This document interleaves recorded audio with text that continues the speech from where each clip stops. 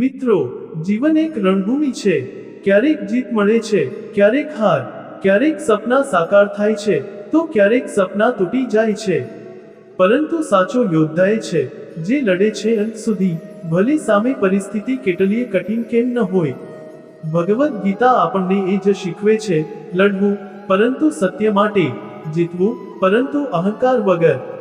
શ્રી કૃષ્ણ કહે છે, તમારો અધિકાર ફક્ત કર્મ પર છે, પરિણામ પર નહીં. જીવનમાં ઘણીવાર આપણે પરિણામની ચિંતા એટલી કરીએ છીએ કે કર્મ કરવાનું જ છોડીને બેસી જઈએ છીએ. વિદ્યાર્થી અભ્યાસ કરતા પહેલા વિચારે, પાસ થઈશ કે નહીં. વ્યાપારી નવું કામ શરૂ કરતા પહેલા વિચારે, લાભ થશે કે નુકસાન. પણ ગીતા કહે છે, પહેલા તમારું શ્રેષ્ઠ કાર્ય કરો, પછી પરિણામ ભગવાન પર છોડી દો. ભય અને શંકા પર જીત. અર્જુન યુદ્ધ શરૂ થાય તે પહેલા ભયભીત થઈ જાય છે. તેને પોતાના જ સંબંધીઓ સામે હથિયાર ઉઠાવવાનું મન ન થયું. એ સમયે શ્રી કૃષ્ણે કહ્યું, ક્ષુદ્રમ હૃદય દૌર્બલ્ય ત્યક્તોત્તિષ્ઠ પરંતપ. આજના જીવનમાં પણ ભય અમને અટકાવે છે. નોકરી ગુમાવવાનો ભય, લોકો શું કહેશે તેનો ભય, નિષ્ફળ થવાનો ભય. પણ ગીતા શીખવે છે, જ્યારે ભય આવે ત્યારે પોતાને યાદ અપાવો, હું યોદ્ધા છું, હારવું મારા સ્વભાવમાં નથી. ગીતા કહે છે, સુખ દુઃખે સમે કૃત્વા લાભાલાભો જયા જેવું. સાચી શાંતિ ત્યારે મળે છે જ્યારે આપણે સુખમાં મસ્ત અને દુઃખમાં તૂટી ન જઈએ. જો ખુશીમાં અતિ ઉત્સાહિત થઈએ અને દુઃખમાં અતિ નિરાશ થઈએ તો મન હંમેશા અસંતુલિત રહેશે.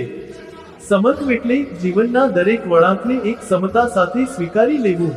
શ્રી કૃષ્ણ કહે છે, અહંકારમ બલમ દર્પમ કામમ ક્રોધમ પરિગૃહ્ય ચ. અહંકાર, બળનો ગર્વ, દર્પ આ બધું નાશ તરફ લઈ જાય છે. સફળતા મળે ત્યારે યાદ રાખો, તમે ફક્ત સાધન છો, કરનાર તો પરમાત્મા છે. અહંકાર છોડીને કાર્ય કરશો તો હંમેશા વિનમ્રતા અને શાંતિ તમારી સાથે રહેશે. ભગવાન કહે છે, બધા ધર્મો, બધા સંશયો, બધા ભયો છોડીને ફક્ત મારા શરણ આવો. હું તમારો ઉદ્ધાર કરીશ. જ્યારે પરિસ્થિતિ તમારા હાથમાં ન હોય ત્યારે ચિંતા છોડીને પરમાત્મા પર વિશ્વાસ રાખો. મિત્રો, જીવનમાં પડકારો આવશે. ક્યારેક મિત્રો શત્રુ બની જશે, ક્યારેક પરિસ્થિતિઓ તમને તોડી નાખવાનો પ્રયાસ કરશે. પરંતુ યાદ રાખો, તમે પણ અર્જુન છો અને તમારા જીવનમાં પણ શ્રી કૃષ્ણ છે. કર્મ કરો, ભય છોડો, સમત્વ રાખો, અહંકાર છોડો અને પરમાત્મા પર વિશ્વાસ રાખો. એક દિવસ તમે તમારી જિંદગીની મહાભારતમાં વિજયી બની જશો.